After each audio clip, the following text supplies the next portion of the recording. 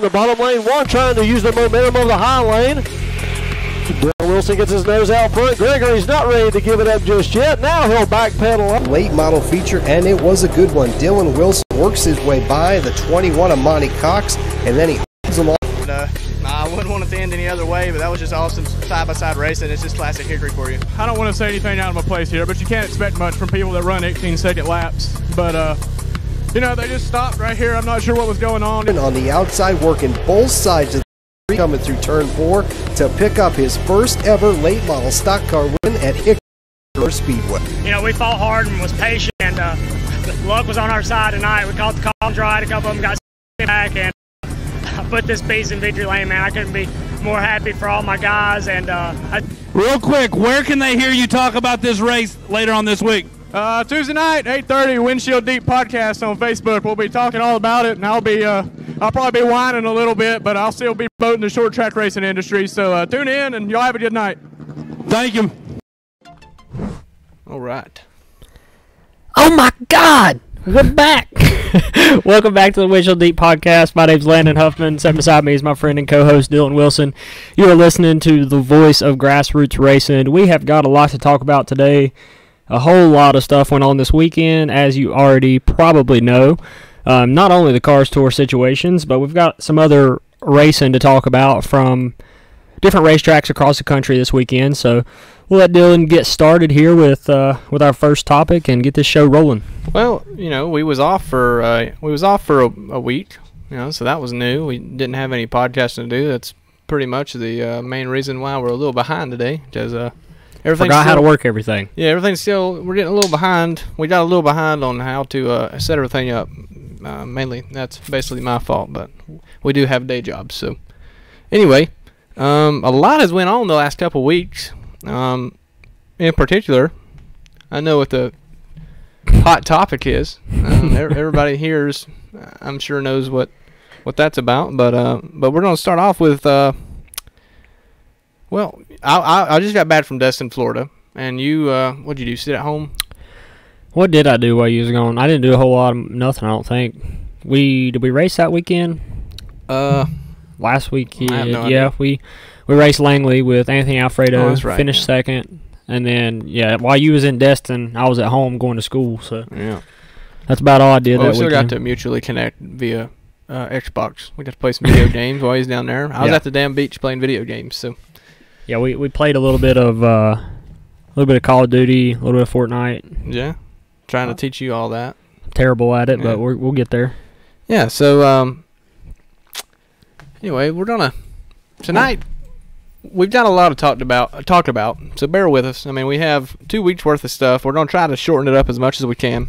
We're already a little behind, but I guess to start things off with, we can do it like we always do. Quick little Dover recap. We'll be completely honest with you. I watched maybe 5 laps. I just seen after the red flag, or you know, for the rain, Clint was leading and Kevin took off with it, and that's a tribute to Rodney Childers. You know, he's the one of the best crew chiefs out there, and it shows every week. They have speed, and obviously Kevin's a great driver, but I love pulling for. I've never been a Harvick fan, but I'm a big Rodney Childers fan, so it's cool to see them do well. And I feel like the momentum have shifted back towards the Ford camp after Kyle dominated there for a while. But so that's enough of cup racing. How about the truck race? I feel sure you got to watch that, and maybe truck race was pretty good. I mean, they had a lot of decent racing, a lot of long green runs. Which, the Gregson thing. I forgot about that. Yeah, come down to a close battle with Noah Gragson, Johnny Salter, and Gragson gave him a run for his money, and may have been a little over aggressive at the end, but you know, he's young and he's racing hard, and he's been fast every single week, and you know, he screwed up just a little bit and got into Johnny's door down the backstretch and ended up crashing pretty hard, and yeah, he was beating himself up over it, but he had a lot of really good feedback on social media, and a lot of people, you know, supported him and was happy that he, you know, owned up to his mistake, and you know, just supporting him moving forward. So I think the Truck Series is continuing to grow. But Truck Series news today, this is just a side topic, but they announced this morning that it's no longer going to be the Camping World Truck Series next year, but the Gander Mountain Truck Series. Really? Yeah, and starting effectively in 2019, it's going to be the NASCAR Gander Mountain Outdoor or Gander Outdoor Truck Series. So damn. So that'd be I pretty thought cool. Gander Mountain was struggling because they've been shutting stores down. Camping World bought Gander Mountain, Oh, I believe, because really? the same. I'm pretty sure it's the same owner or the same guy that owns Camping World. So the Gander Mountain or Gander Outdoors Truck Series. Yeah, Gander Outdoors. Yeah, so The GOTS. yeah. The GOTS. The Yeah. GOTS. So that'd be the GOTS interesting. series, that's cool. Be another. I feel like that first year, anytime a series changes, it's always a little awkward. Like when we went from Nationwide to Xfinity, it felt weird. Well, hell, the awkward one was from Busch to Nationwide. Yeah. I mean, Xfinity, Nationwide was awkward, but Busch to Nationwide had to be probably the weirdest transition ever. Yeah, so I think, it'll take a little bit of getting used to, but I think it's a good move for the series, and, they extended their partnership beyond 2019, so that was really cool too. So yeah, that's healthy for NASCAR and for Absolutely. the Truck Series, and if we can continue to put trucks on the racetrack, generate an audience and a fan base for the Truck Series, I think that series is going to continue to grow. Yeah, absolutely. Especially if we can get them back to the short tracks. So. Yeah, that's the main idea. I think that I'll be surprised within 2 years if they're not at a South Boston or something like that. I would be generally surprised. I feel like it's coming. I may have some inside information there that I can't exactly disclose yet, but do not be surprised if the Truck Series are not at one of your local short tracks in 2019 or 2020. See, look, I just do it. I mean, it's all pointing that direction. Everybody knows where the real racing's at. You can, well, not real racing. I'm not going to be a NASCAR hater, but where the roots are and where the whole point of from trucks to Xfinity to Cup is you want to see that improvement throughout all the 3 series. But I don't think we've talked about the fact that NASCAR bought ARCA either. No. I don't think I think that was kind of we haven't talked about that. That was news that I got while I was racing. So that's cool. I mean, do you have any insights on that? I mean, did you hear anything? It'll be interesting to see how it all turns out. Obviously, they're going to operate as they have for the next 2 years, and then changes will begin in 2020, I believe.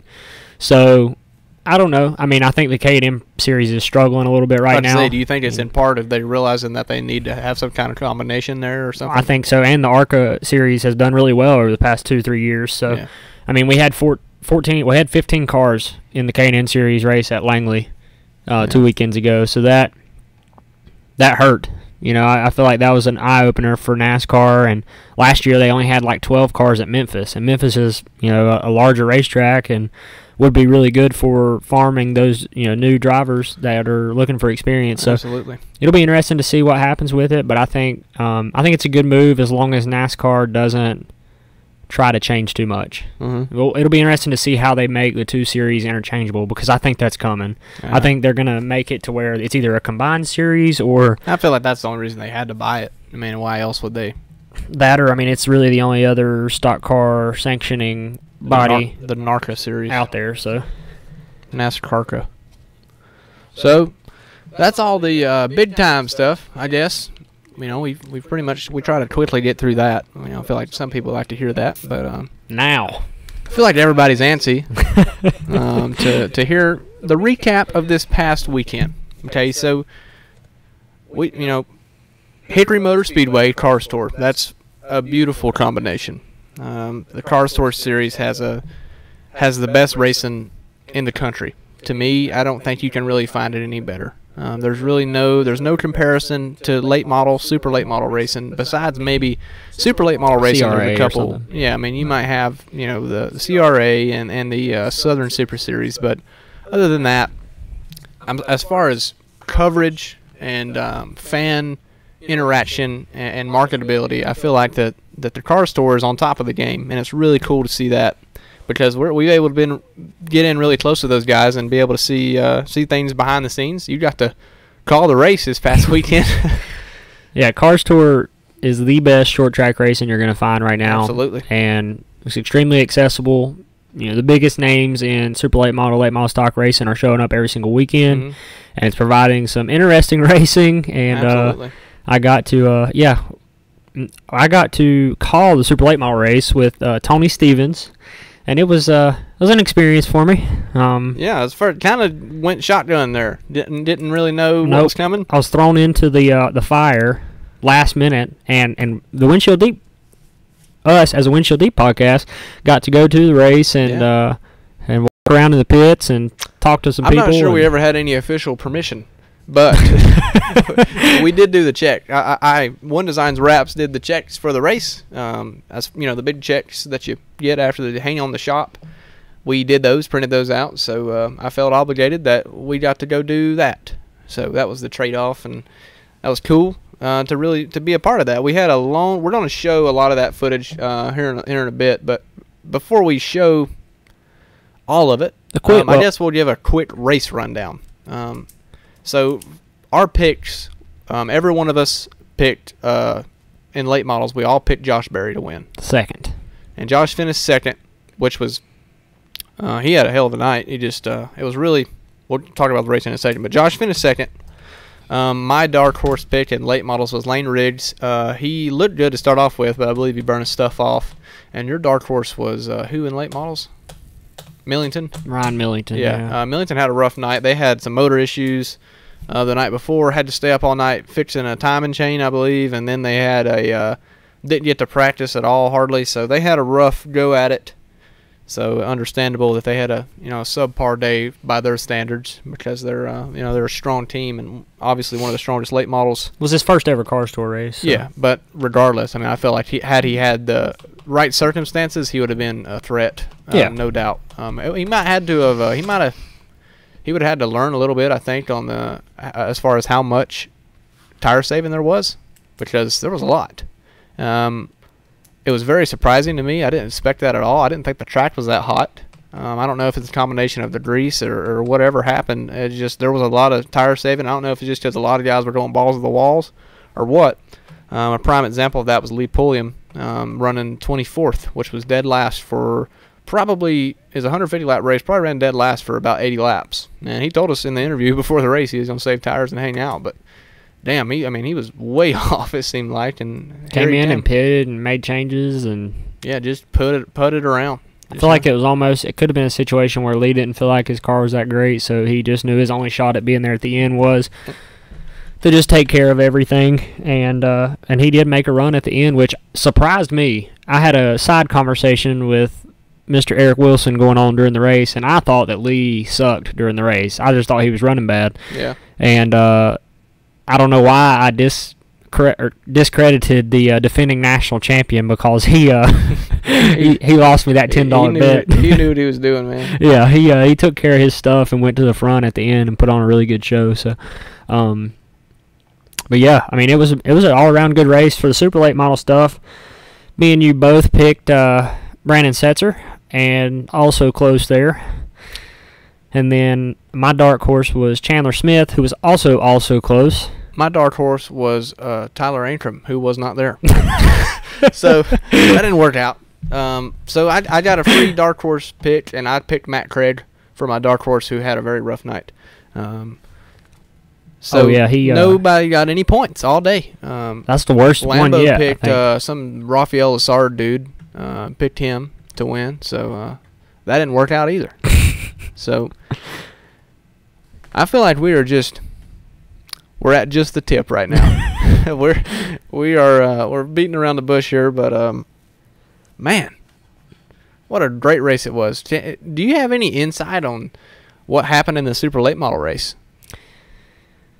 Well, do we have video of it?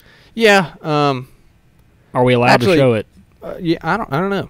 Is Tony Stevens watching? We'll probably just show it anyway. Yeah, it don't matter. If they can take it down if they want to. Well, it was extremely interesting, and I personally may have somewhat of a biased opinion because I am good friends with Brandon Setzer, as Dylan is.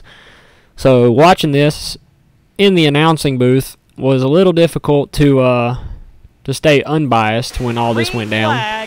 In the air. Also, just a disclaimer for all of the Cars Tour footage that we have. We did go to a Mexican restaurant beforehand. Well, look, to our defense, it was freaking Cinco de Mayo. So we had to weigh our options. Yeah. Okay? it was either go to the race or go to the Mexican restaurant and spend the whole day drinking margaritas. Well, Yeah. we chose both, which certainly hyped up the amount of entertainment in the interviews. Which made their decision to bring me to the announcing booth even more of a risky option. And okay, we weren't. It's not like we showed up to the racetrack hammered. We did have a couple margaritas, so we were confident in our interviewing abilities. So we might have talked a little much, but he did good. Talked a little more than normal, but I felt like all jokes aside, you did good in the booth. You were loud and extravagant, and you got a little criticism, or not criticism. People thought it was funny, but hell, I mean, listen to you're like a young Darrell Waltrip. Oh, don't put me there. My God, I'm a one and done, dude. He spun out. Well, yeah. It was more of a reaction calling the races should be a normal thing for us. It was more of a reaction to what happened. I feel like I did really good throughout the entire race until at the end when it just went ape shit wild. Yeah. Well, anyway, so we're going to show the clip of the super late model portion of Cars Tour race, which was broadcasted by Cars Tour TV and Tony Stevens with Pit Road TV. So check them out for sure, because that's where I'm a subscriber. We're all subscribers here. We all watch the races when we can't go, but luckily we got to see this firsthand in the booth. We got to watch this from the booth. So let's go ahead and pull this up and see what we got here. Let's fast forward to the end. Yeah, I'm going to. So pretty much this Chris Dillback was the leader for pretty much the whole race and in a freight motor. Your future winner. Yeah, your future winner. So we are going to just pull up towards the end here. I ain't going to play any audio or anything. This is after the fact. Well, yeah. No, it ain't. Smith wrecked, right? Smith wrecked after they wrecked. This was the next restart here. This is after they wrecked? Yep. Yeah, see, there we go. Oh, there we are. So Setzer has a good car. He wasn't great. He had a decent car, but this was big. Do we have audio here on this? Can they hear what's happening? A little bit. Blanket for the race win. It's all about focus right here. If you can put together Lassard sideways. So Brandon took the lead here. Also, to my defense, I called 2 to go when there was 3 to go. Yeah, they had that deal back. The scoring monitor was messed up in the car store in the Okay. booth. So like what we were looking at was race wrong. monitor's deal was messed up. So what we were looking at was So wrong. here's the final. Well, not final. Here's Brandon's last restart. Sounds good on race control. Nothing So, is teed up yet. Brandon Setzer 51 got did caught jump that a little sleeping. bit. New Yeah. leader on the back And straightaway, so he Rafael got the Lassard, lead, but didn't this get one's black not over flagged. yet. I think he was the Part of leader. it. No, he wasn't. White 6 was flag leader. this time around for Rafael Lassard. So Brandon The gap has is like 2 hellacious approaching laps. to turn number Pretty 51 sure he got was crossed running. up right there. Yeah, crossed up, and then the White 6 flag looks in the air. low. Setzer's there on the 51 back left him bumper. room. He'll lean Brandon into it. politely moves him. Up the I racetrack. mean, that's a Setzer racing to move there. lead. Little But clearly, To the bottom. Oh my God! Poster child for our podcast. Windshield deep is what that is called. So Chandler gets wrecked here. Wrong And place, wrong We're ready to time. get into one. so that was no good. And I guess we'll show it. What transpired after the event here was a very pissed off Brandon Setzer, which who can blame him? I mean, I can't say I would have done anything different. He ran down the track, Oh, boy. which was freaking brave. He juked that guy out, which was a hellacious move. The 30, the 20, the 10. And then this guy pushes him out and hits him. wow, right there. that's- So, why the... Okay, I'm going to hold off those bombs real quick. I don't... Okay, so the cop tackles Brandon, and this guy that punched Brandon in the back of the head doesn't get tackled. Yeah, The guy was nothing- twice his size, could have clearly just held him back, but decides he's going to punch him. Yeah, nothing happened to him. Yeah, nobody, I don't even know who that guy is, so I guess the crew chief Crew for the chief 51. for the 51. And out of the car. So this guy Here's won. your winner. He kicked ass. Yeah, That was this is awesome. 604 Great crate for motor. him. This is what we. This is the big story too. Yeah, on top of 604 this, freaking crate won the race. That's badass. That feel means like- he's got a good ass car, and the track was hot. So yeah, I feel like his win was overshadowed by all the controversy that was happening. But Chris ran a really good race, and he actually led the most laps. And it's interesting that 604 was able to. I mean, absolutely. That was so that was the that was our recap of it. I mean, there's really, as far as the racing move goes, I think it's crap. I think you. It's one thing to move. What's the difference between Brandon's move and Rafael Raphael continued to race, and Brandon was almost backwards in the outside wall. I mean, you got to attempt to make the corner, and you have to attempt to race the guy. I mean, Brandon got into him enough to get him up, out of the groove. And yeah, if you're racing, that's going to piss you off if you're racing for the lead, but it's also part of short track racing. But then when you drive off into the corner, and maybe Raphael, maybe Raphael didn't time what he was doing correctly getting into 3. Maybe his intentions weren't to completely run over Brandon, but in the end, that's what happened. Then Raphael's comment after the race was, I race people how they race me, which is completely irrelevant because that's not how he raced. Not he at was all. still that was a stupid comment. But I don't know. So as a racer, it was just, I felt like it was crappy, and I felt like Brandon had every right to be pissed off at the end. I know I would have been.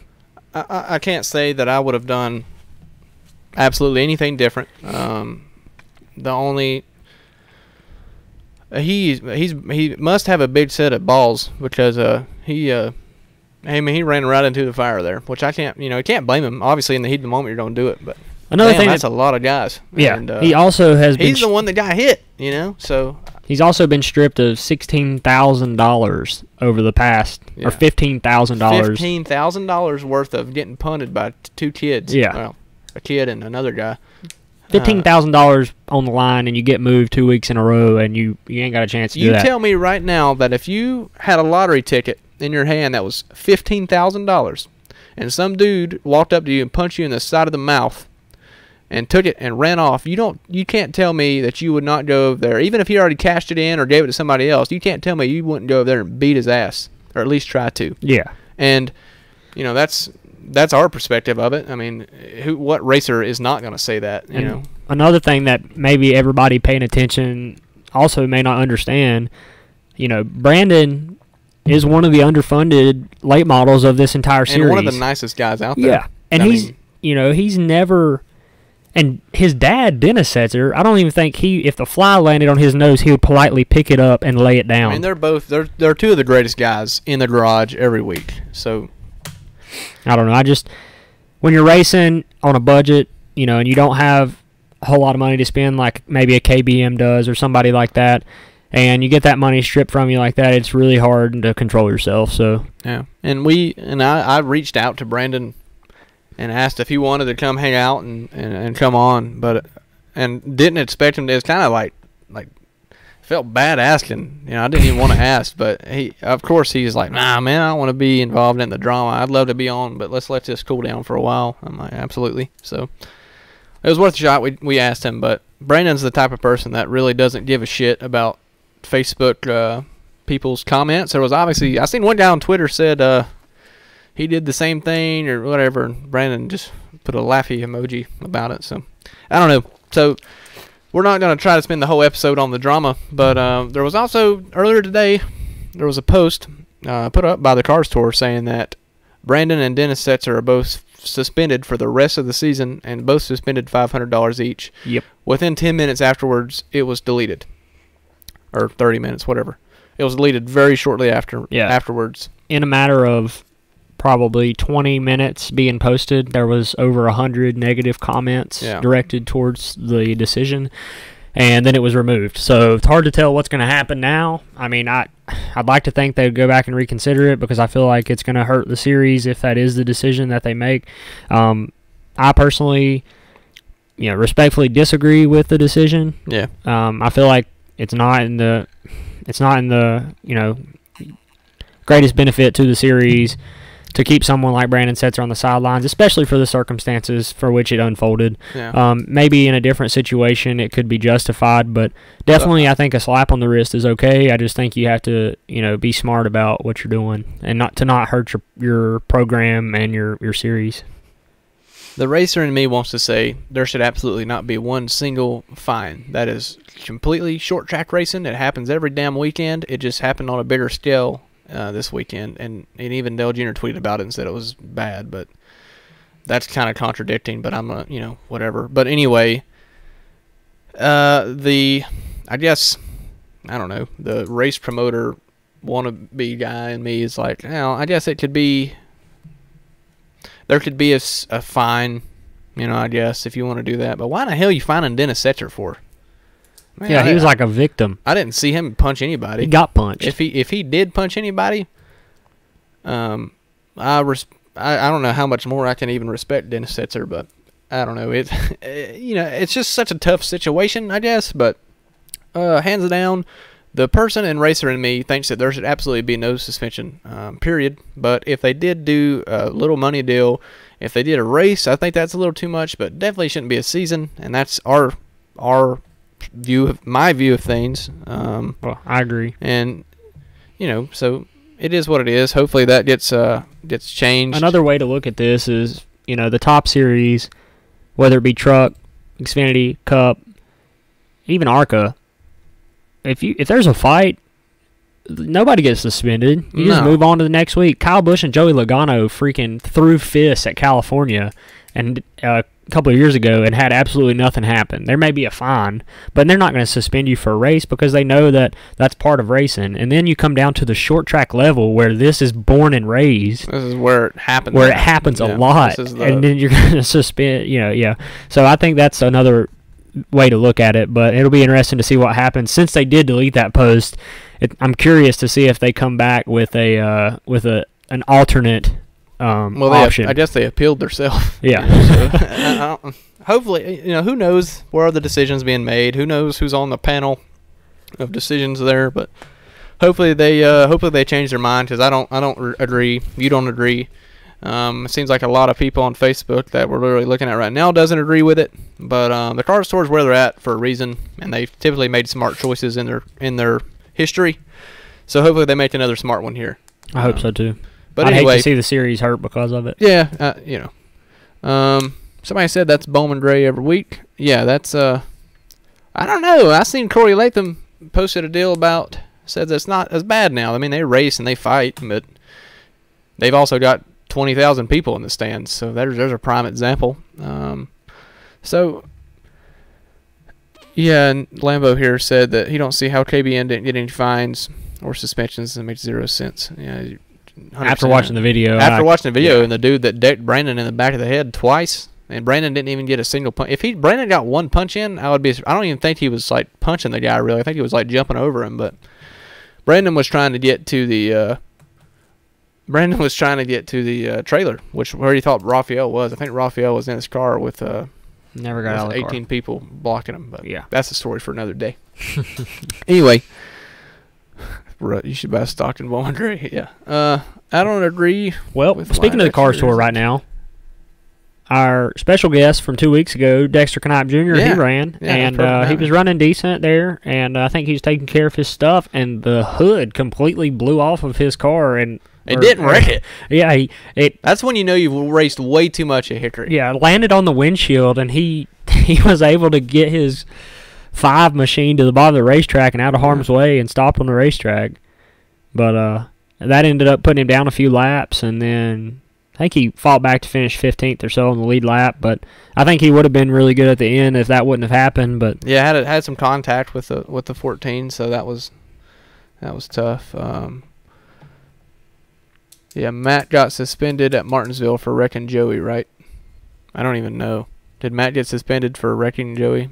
Well, that was kind of a different situation. I mean, Matt was a lap down, and that was like borderline. But I don't think Lassard should get suspended for the wreck. I mean, that's just an idiotic decision. But the guy that punched Brandon in the back of the head should get just as much as suspension that Brandon got if they're going to do that. Yeah. So I mean, he fought. You don't have to fight. I mean, if you're going to say that you can't fight, well, then why not suspend everybody that fought? You know what I mean? So hell, I think fighting's great. I don't want to fight anybody, but if they damn wreck my shit, hell yeah, I'm going after them. Yeah, we work on these cars every single weekend. Especially if somebody tears your crap has up, a $1 trillion budget. Yeah, and takes a chance for you to bring home the money at the end of the deal, then yeah, it's going to piss you off. But also, onto the Dexter said, "Jesus, take the wheel." Onto the or just more on the car store decision on the suspension. Their rule book does have something in place for fighting, but it's a gray area. I looked it up, and it says there is a possible suspension if fighting takes place. There's been one suspension ever, I guess, in the car store, which was Jake Crum. And he which was his whole team fault, basically. Yeah, there was a lot of contact on the racetrack and then a lot of But fighting. how long was he suspended? Like, was it the 6 rest of the months. year? Which is, okay. So End of that year and the start of this year, yeah. But, I mean, I feel like those are two completely different scenarios, and they should be looked at differently, which I think that's why that's put into the rule book that way. Yeah, which I guess their deal is they want to be consistent with that rule, which they did that to Jake. But you got to, I feel like